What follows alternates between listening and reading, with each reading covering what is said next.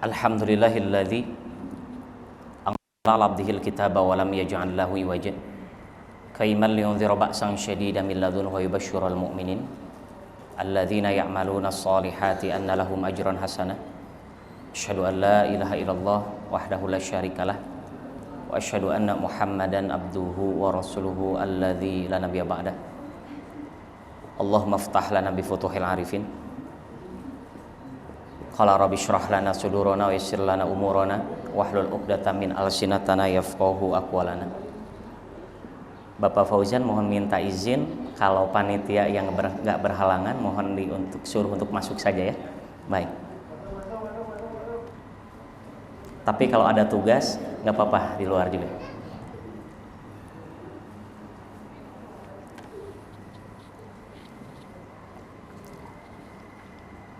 Sebelum kita mulai, mari kita berdoa dulu karena banyak orang-orang yang hadir ke sini hanya sebatas fisiknya saja, tetapi hatinya tidak hadir.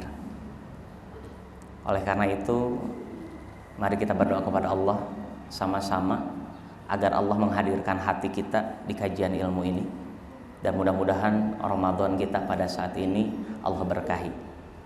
Kita sama-sama berdoa ya. Adik-adik siap berdoa ya? Kita ikutin. Bismillahirrahmanirrahim. Sekali lagi.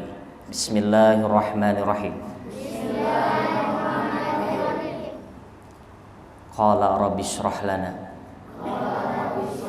sudurana wa yassir lana umurana wahlul 'uqdatan min alsinatana yafqahu aqwalana.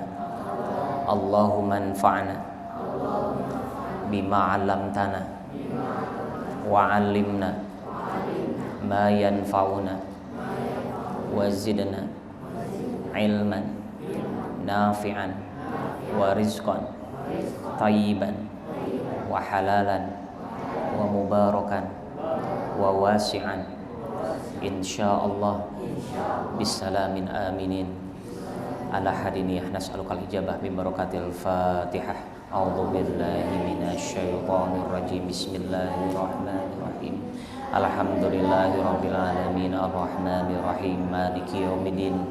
Iyyaka na'budu wa iyyaka nasta'in. Ihdinas siratal mustaqim. Siratal ladzina an'amta 'alaihim ghairil maghdubi 'alaihim waladdallin. Amin.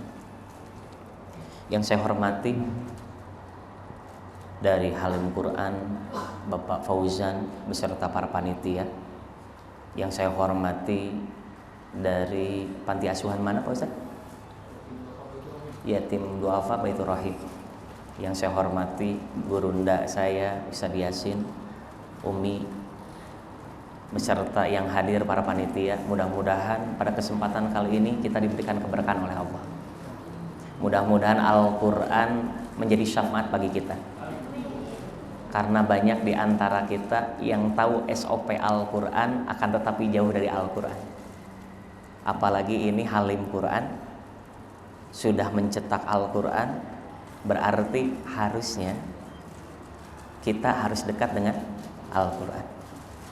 Ada beberapa poin yang mesti kita catat. Allah akan berikan kemuliaan bagi siapa? Bagi dirinya yang memegang teguh Al-Quran. Perhatikan ya adik-adik ya. Tolong sampaikan kepada anak cucu kita, kepada anak didik kita, kepada tetangga kita, kepada istri kita, kepada suami kita, bahkan kepada siapa saja yang mengaku dirinya Islam. Kita lihat, saya pernah napak tilas ketika umroh berjalan dari Mekah menuju Gua Hira. Ketika didetek ternyata setelah pakai map perjalanannya kurang lebih sekitar 6 kilo. Sedangkan disebutkan dalam sejarah bahwasanya Rasulullah sebelum turunnya Al-Quran bisa jadi 10 tahun pulang pergi dari Mekah ke Gua Hira. Kebayang 6 kilo, mohon maaf dulu, ada Grab nggak? Ada Uber nggak? Ada Gojek? otomatis ditempuh secara jalan kaki. Dan sedangkan yang berada di Mekah itu biasanya keadaannya panas, kalau panasnya bisa mencapai 43 derajat. Di Bandung paling tinggi berapa derajat, Kang Yusuf? 36, 38. 38 itu di Surabaya mungkin ya? Di Jakarta. Bahkan kalimatnya adalah bisa jadi kalau pergantian musim ada namanya gubar. Gubar itu adalah hujan debu. Mohon maaf, dulu ada rest area tidak? Sekarang perjalanan tol dari Bandung ke Surabaya ada rest area? Banyak. Kebayang Rasulullah seperti apa? Berarti kalimatnya tolong ajarkan kepada anak cucu kita, tolong ajarkan kepada generasi muda ini yang kedepannya insya Allah Masjid Al-Barokah ini bisa menjadi trigger untuk masjid anak muda dekat di daerah Kabupaten Bandung. Amin kan? Amin. Karena kalimatnya apa? Sesuatu hal yang besar, suatu hal yang dikatakan akan merubah peradaban tidak akan mudah digapai dengan hanya bermimpi. Makanya anak-anak kalau kebiasaannya tidur berarti hidupnya bermula dari mimpi. Tapi dibangunkan. Maka kalimatnya apa?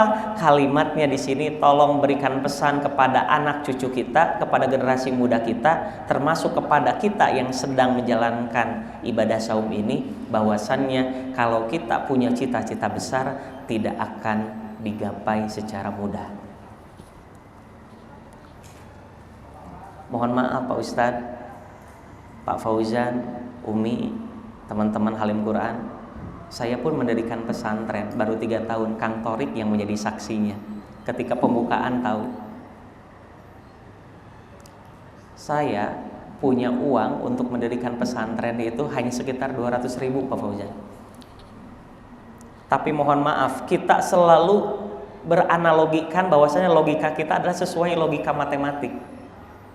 Makanya saya suka berpesan adalah kalau logika manusia itu adalah kesepakatan, kalau logika Allah ketetapan. Nanti kalau seluruh dunia mengatakan 1 tambah 1 sama dengan 3, berubahlah hukum matematik. Karena kesepakatan.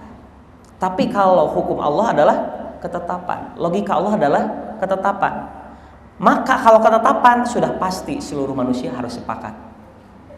Tetapi yang ditanyakan pada saat ini adalah ketika membangun pesantren, dari mana atau biayanya? Suka ada pertanyaan seperti itu.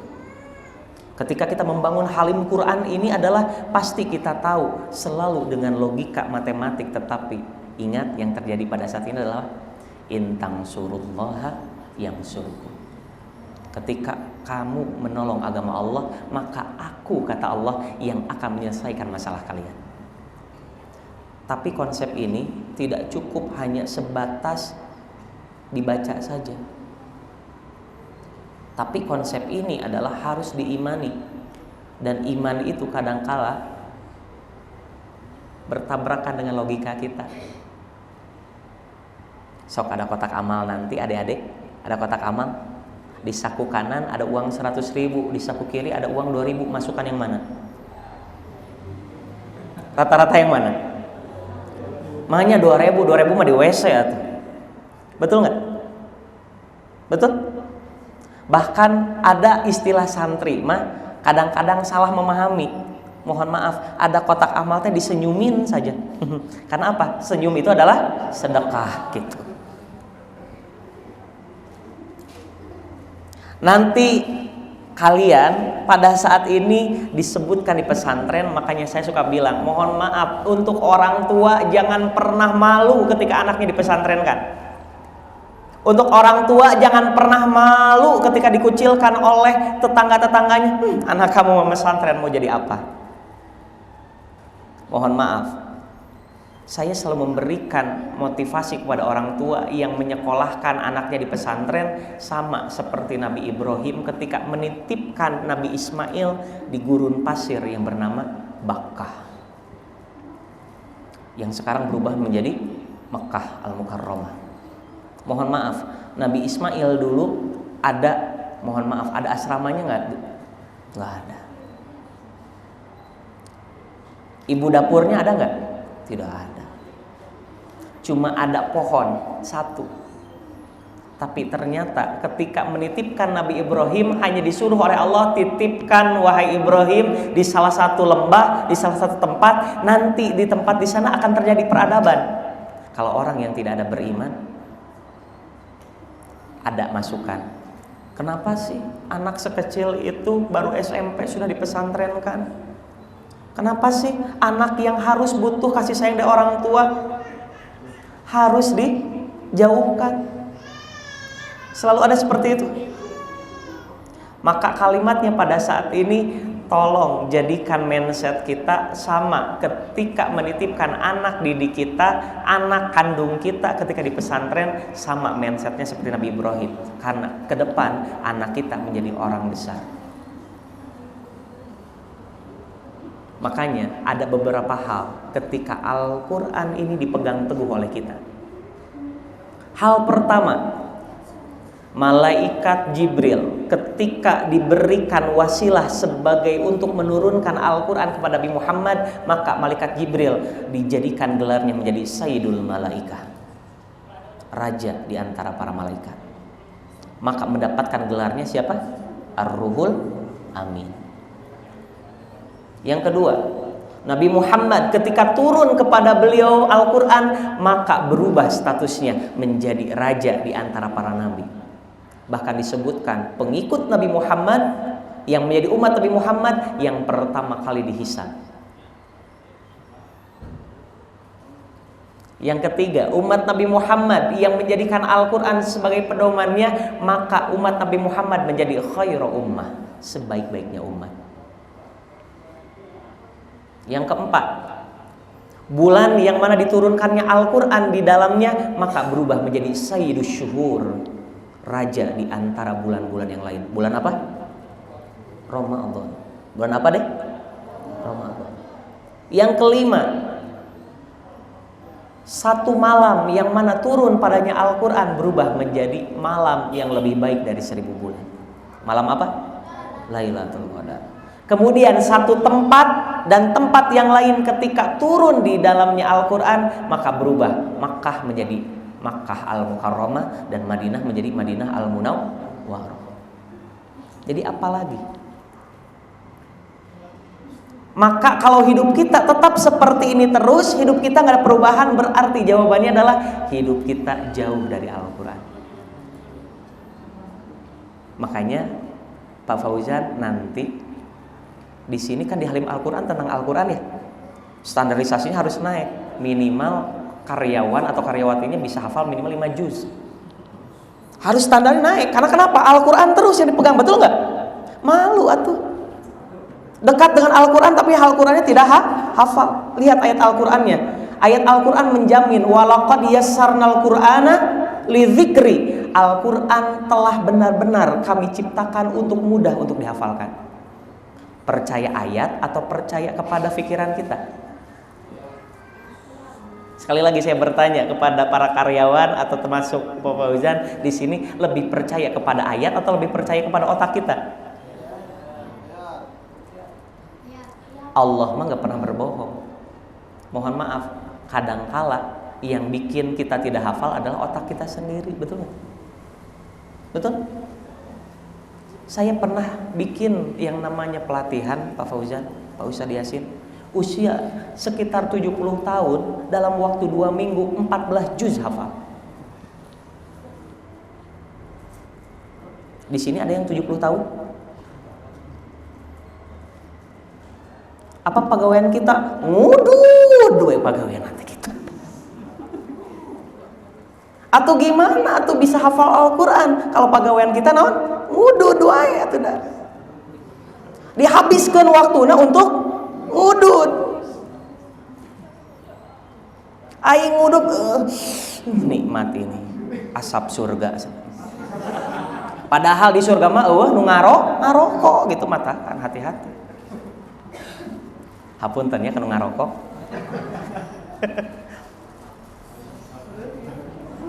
Coba kita kalkulasikan minimal yang paling murah rokok itu berapa? 20.000 ya. Kalikan 12 bulan sudah 240.000 ya. Kalikan, ibaratkan kalau misalkan udah 6 tahun, 10 tahun minimal 10 tahun udah bisa umroh. Akhirnya 10 tahun sudah lebih belum? Ngudud gitu. Pantesan atuh umroh tuh umroh aing ngudud bisa. Sekali lagi mohon maaf ya. Karena kalimatnya apa tadi? Al-Quran mudah untuk dihafalkan. Makanya di pesantren Pak Fauzan saya itu untuk bisa mentargetkan anak-anak 6 bulan 5 juz mudah. Tapi yang sulit adalah menjaga Al-Quran sudah menjadi adab buat kita. Karena banyak di antara kita yang hafal Al-Quran hanya sebatas hafal. Betul? Yang jadi pertanyaan, kan temanya Al-Quran ini akan menjadikan keberkahan buat kita. Temanya apa, Kang? Tema kita itu? Coba lihat Kang Torik yang bikin flyernya. Oh, atuh kumaha itu panitia kan bikin flyer. Kok nggak tahu tema nak? Jadi pantas atau ibarat gimana? Tuh, keutamaan membaca Al-Quran di bulan Ramadan. Gimana ini teh? Ya nggak apa-apa, tenang, santai-santai. Kalau mau sama saya, karena Kang Torik sudah tahu Pak Fauzan saya itu seperti apa, makanya santai. Kelihatan kayak serius, padahal mah nyantai aja, sersan, serius tapi santai. Masya Allah. Yang jadi pertanyaan, benar nggak ingin tahu yang namanya Al-Quran itu mudah dihafalkan? Pengen tahu? Kita coba. Jangan dibaca aja Al-Quran ya. Ikutin kata saya saja. Siap deh? Siap? Siap ya? Siap. Ikutin kata saya. Walaqad yassarna. Sekali lagi. Walaqad yassarna. Sekali lagi. Walaqad yassarna. Tambahin lagi ya. Hanya diulang saja, hafal. 2 ayat dalam waktu insya Allah kurang dari 5 menit. Sekali lagi, walaqad yassarnal Qur'ana. Walaqad yassarnal Qur'ana. Bareng-bareng semuanya 3 4. Tambah dikit lagi. Lidzikri. Lidzikri. Bareng-bareng. Walaqad yassarnal Qur'ana lidzikri. Sekali lagi bareng-bareng 3 4. Walaqad yassarnal Qur'ana lidzikri. 2 menit 1 ayat. Percaya? Sekarang kita coba karyawan dari Halim Quran. 3 4 bareng-bareng. 3 4 mulai. Walaqad semuanya. Walaqad yassarnal Qur'ana lidzikri. Tuh, Pak Fauzan betul kan? 2 menit 1 ayat. Kalau ini dibiasakan 5 juz, 1 bulan juga kurang. Makanya nanti saya balik lagi ke sini untuk ngetes ya. Ya. Insya Allah didapatkan nanti tiket untuk jalan-jalan ke tanah suci, tapi minimal ke jalan suci dulu ya. Amin kan atuh? Gak ada hal yang mustahil. Makanya kalimatnya apa? Nih. Salah satu ayat yang saya ambil ini sampai jam berapa, Aisyah? Menjelang maghrib. Menjelang maghrib, berarti sekitar berapa menit lagi? 25 menit lagi ya? Berapa? 10 menit lagi? Oh Masya Allah, siap. Biasanya suka ada yang kayak gini-gini ya. Wayah adik, mohon maaf nih Pak Ustadz Yasin, Pak Fauzan semuanya. Berarti kalau nggak tamat, mohon maaf berarti nggak tamat ya. Tapi itu trik buat diundang lagi ya, Masya Allah. Insya Allah.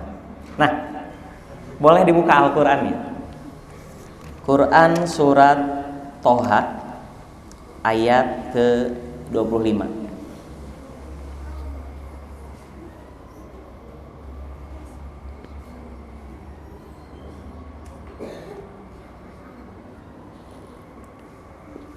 Sudah dapat semuanya? Baik. Saya bacakan ayatnya, kemudian kita ikutan semuanya. A'udzu billahi minasy syaithanir rajim. Yuk mangga.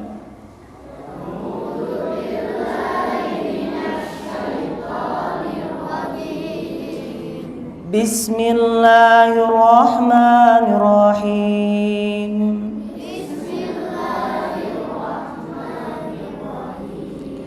Qala rabbi ishrah li sadri wa yassir li amri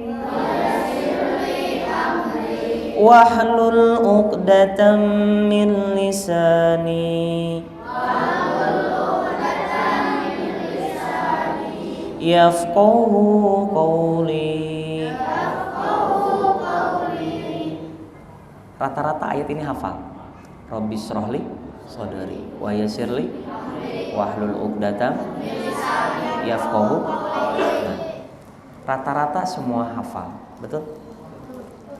Tapi ayat ini mengajarkan kepada kita, kebanyakan di antara kita ketika kita berdoa rata-rata ingin dikabulkan doa, betul nggak? Ya. Rata-rata kita berdoa kepada Allah ingin dikabulkan doa, betul nggak?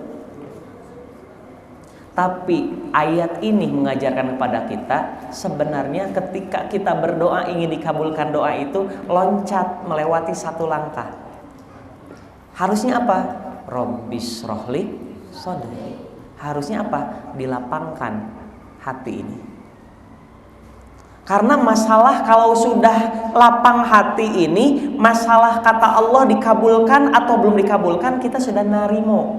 Baca kita. Mohon maaf, kalau kita mindsetnya selama kita hidup hanya untuk rizki, mohon maaf, saya ingin bertanya, tukang gali kuburan rizkinya dari mana? Dari yang banyaknya meninggal. Berarti doanya apa? Harus banyak ya meninggal. Apakah harus seperti itu? Atau yang kedua, tukang tambal ban lewat motor dan lewat mobil didoakannya apa? Berarti selama ini mindset kita bukan mencari rizki, tapi mencari rahmat Allah. Dan rahmat Allah itu didapatkan bagi orang-orang yang isyrah sadri, dilapangkan dadanya. Makanya yang jadi pertanyaan, kenapa masalah kita belum selesai? Banyak di antara kita yang bertanya kepada Ustadz, bertanya kepada saya, Bapak Felian, mohon maaf saya ingin bertanya, saya kurang sabar gimana nih? Saya sudah menjadi ahli masjid sekarang. Sholat 5 waktu di masjid, sholat tahajud sering, sholat duha tidak kelewat, sholat sunnah rawatib nggak kelewat. Tapi kenapa masalah saya sebelum selesai? Suka ada pertanyaan kayak gitu? Suka ya? Saya kurang sabar gimana? Pertanyaannya, jawabannya dijawab oleh solusi gratis dari Allah. Jawabannya surat Al-Baqarah ayat 45. Wasta'inu bis-sabri was-shalah. Mau solusi gratis? Maka solusinya adalah jadikan sabar dan sholat sebagai penolong. Ikutan seminar bayar tidak? Bayar. Ari nunamina sabar dan sholat bayar tidak? Tapi kenapa banyak orang yang milih seminar? Betul nggak? Padahal sholat dan sabar itu seminar dari Allah. Banyak yang ikutan seminar bahkan sampai 6 juta, 7 juta, bahkan sampai belasan juta, tapi masalahnya nggak selesai-selesai. Berarti bukan seminarnya yang nggak boleh, karena masalahnya adalah di dalam sabar dan sholatnya belum berkualitas. Betul tidak? Harusnya kita malu. Kenapa ada pertanyaan, saya kurang sabar gimana? Mohon maaf, lihat ceritanya Nabi Nuh alaihissalam berdakwah 950 tahun. Kurang sabar gimana? Tapi yang didapatkan orang-orang yang beriman ke Nabi Nuh hanya 83 orang. Padahal 950 tahun berdakwah. Ayo kita, alhamdulillah Pak Fauzan, baru berapa tahun masjid ini berdiri? Alhamdulillah sudah banyak, betul nggak? Nabi Nuh 950 tahun berdakwah, yang didapatkan hanya 83 orang. Berarti kalimatnya, mohon maaf, sukses itu berdasarkan kuantitas atau kualitas? Kualitas, bukan kuantitas. Kalau jumlah itu, kalau misalkan 1-2 orang tapi bisa merubah dunia, maka kalimatnya itu mendapatkan karunia dari Allah. Berarti jawabannya adalah apa? Berarti kenapa masalah kita belum selesai? Bisa jadi kita yang kurang sabar.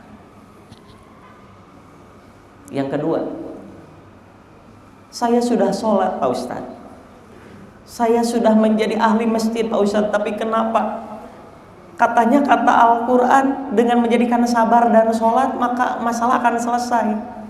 Mohon maaf, maka jawaban tersebut dikembalikan lagi pada kita, dibalikan lagi pertanyaannya, seberapa khusyuk sholat kita? Mohon maaf, sholat kita lebih sering nangis atau lebih sering cepat? Allahu Akbar, Allahu Akbar, dikasih tahu, Pak sholat, jawaban kita apa? Tenang, belum komat. Pas berbentukan dengan sepak bola, betul nggak? Kebetulan waktu itu Maroko lawan Perancis, betul nggak? Makanya Maroko lawan Perancis, maka apa? Hayang ngarokok tapi teboga cicis, gitu akhirnya. Maka kalimatnya, selama ini Al-Quran akan memberikan keberkahan buat kita, Al-Quran akan memberikan pahala buat kita, Al-Quran menjadi syafaat bagi kita, maka amalkan minimal 1 ayat saja dalam kehidupan kita, insya Allah kehidupan kita akan Allah jaga, dan Al-Quran menjadi syafaat bagi kita. Amin ya Allah. Baik, karena waktunya tadi sudah diginikan sekitar 2 menit lagi ya, insya Allah. Barakallahu fikum. Sebelum kita akhiri, berdoanya nanti sekarang, Masya Allah. Baik, adik-adik agak hidmah sekarang duduknya yang rapi, karena doa itu adalah proposal untuk Allah, dan termasuk kita kalau ingin doa kita dikabulkan berarti hati kita harus hadir di sini. Karena salah satu diijabahnya doa, kadangkala kita harus mengeluarkan ongkos untuk pergi ke multazam. Ternyata multazam yang gratis itu adalah ketika kita berada di majelis ilmu. Dan salah satunya mudah-mudahan yang diadakan dengan Halim Quran ini, karena dijamin dalam hadis seseorang yang berdoa di majelis ilmu doanya diijabah, dan mudah-mudahan doa kita diijabah.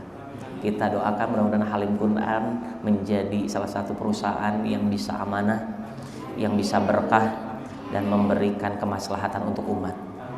Kita berikan pondok pesantren, ini panti asuhan ya, Baitur Rahim, betul nih.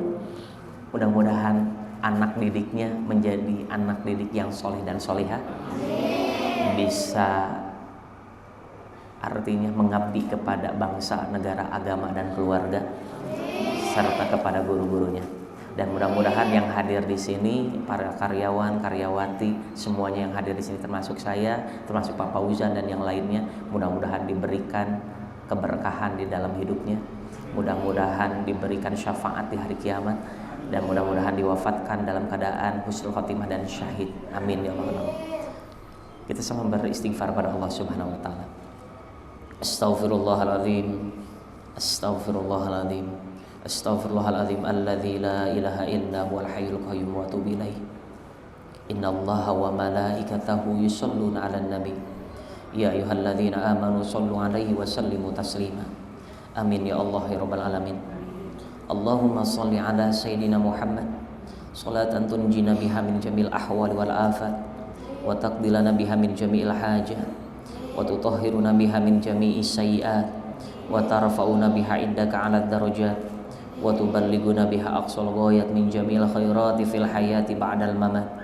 Wa atasimu bihablillah, wa atasimu bihablillah, wa atasimu bihablillah. Rabbana atina fid dunya hasanah wa fil akhirati hasanatan wa qina adzabannar. Subhanaka rabbika rabbil izzati amma yasifun, wassalamun alal mursalin walhamdulillahi rabbil alamin. Al hadiniyah nas'alukal jabah bi barakatil Fatihah.